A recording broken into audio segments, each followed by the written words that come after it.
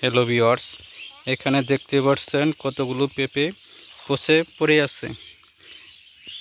এই পেঁপেগুলো কালকে এই বাগান থেকে তোলা হয়েছিল। যেগুলো বেশি পেকে পচে আছে ওইগুলো এখানে ফালিয়ে রাখা হয়েছে।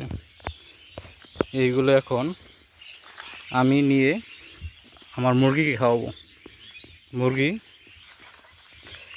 এইগুলো খেতে অনেক ভালোবাসে। এখানে দেখতে পাচ্ছেন অনেকগুলো পেঁপে নিয়েছি।